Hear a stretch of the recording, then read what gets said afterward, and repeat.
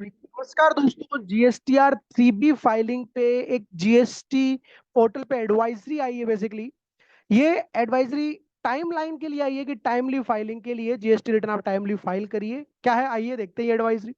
It has been observed that some taxpayer face difficulty in GSTR 3B of March 2023 period on 20 April 2023। ये advisory क्यों दी? हम सबको पता है कि अभी 20 अप्रैल 2023 को जब हम 3B भर रहे थे मार्च 23 की, तो काफी लोगों को दिक्कत आ रही थी। कुछ काफी घंटों तक पोर्टल डाउन रहा था, बहुत प्रकार की एरर आ रही थी, हम रिटर्न नहीं भर पा रहे थे। ये वीडियो एंड तक देखना दोस्तों, और एंड तक देखने के बाद आप मुझे बताना कि आपको ये एडवाइजरी लग रही है या एक जीएसटी पोर्टल की धमकी लग रही है कि भैया हम तो एकदम सही है, आप लोगों को ध्यान रखना है, आप ही गलती कर रहे हो। तो ये वीडियो आप देखिए और मुझे बताना। तो इन्होंने फिर बताया कि जो डिफिकल्टी आ रही थी उसका रीजन इन्होंने बताया। ऑन एनालाइजिंग द रीजन, क्या रीजन बताया इन्होंने? रीजन ये बताया, it was noted that large number of taxpayer attempted to file GSTR 3B return in the afternoon of the last day. 20.05 lakh GSTR 3B return were file on that day.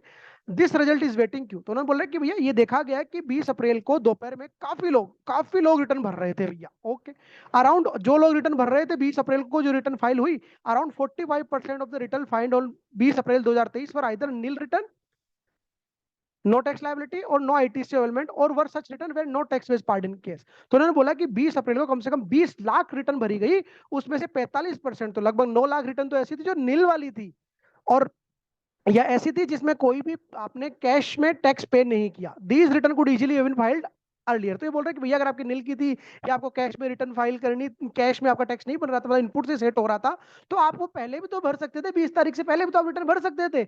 ये ऐसे बोल रहे हैं कि आपने इंतजार क्यों किया 20 तारीख का? अगर आपकी नील थी या फिर आपको कैश में तो कुछ पेमेंट करना ही नहीं था, तो आपने इंतजार क्यों किया? अरे भाई हमें पहले दिन थोड़ी पता था कि हमारा कैश में पैसा बनेगा नहीं बनेगा। 14-15 तारीख को टू भी जनरेट होगी, हम वो रिकनसाइल करेंगे। 15 तारीख को हमें और भी काम होते हैं, तो 16 तारीख से रिकनसिलेशन करना स्टार्ट करेंगे। और किसी को और कुछ भी काम हो सकता है, 4 दिन मिले हमें, 16, 17, 18, 19, 20, 5 दिन मिले, बीच में सैटरडे संडे भी आ सकता है, हमें कुछ फैमिली प्रोग्राम भी हो सकते हैं हमारे। तो इनका तो लेकिन ये कहना है कि आपने इंतजार क्यों किया। आगे, it is suggested that taxpayer may use SMS filing option to file nil return, as it would be quicker and a more convenient way to file nil return, and will also help to reduce queues on the GST system। ये बोल रहा है कि भैया अगर नील थी तो SMS से फाइल कर देते। Tax payer are therefore advised to file their form GSTR 3 well in advance to wait. तो इन्होंने तो भैया हाथ जोड़ दिए अपने कि भैया आपको अगर लास्ट मिनट का रश अवॉइड करना है ना, तो पहले ही भर दो आप रिटर्न। इन्होंने तो ये बोल दिया है इस पर्टिकुलर लाइन में। आपको समझना है कि इनका क्या मतलब था। हाँ, नील रिटर्न के लिए मैं समझ सकता हूँ कि आप एसएमएस के थ्रू भर सकते हो, but other than nil return आप कैसे बोल सकते हो कि आप ऐसा करिए?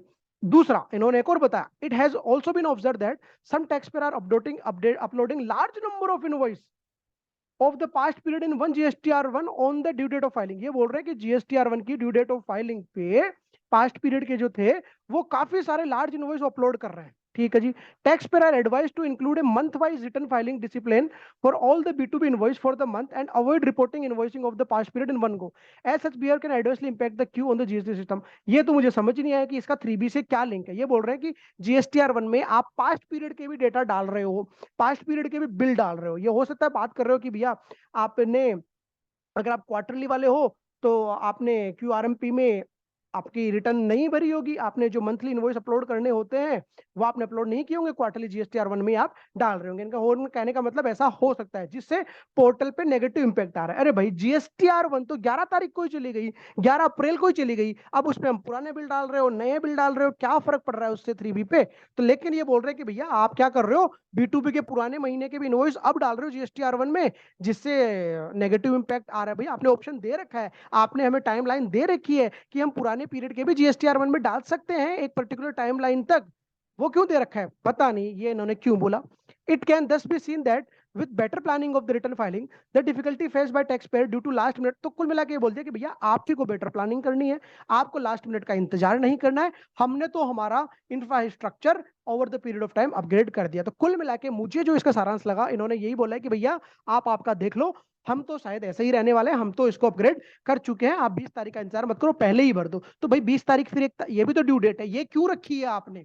हम एक दिन से लेट हो जाते हैं तब तो आप हमसे लेट फीस और इंटरेस्ट ले लेते हो, तो आपने जो 20 तारीख ड्यू डेट रखी है, क्या मेरा राइट नहीं है 20 तारीख तक रिटर्न भरने का? जब आपने ड्यू डेट रखी है, या तो ड्यू डेट मत रखो, हमारी मर्जी से हम भर देंगे कभी भी।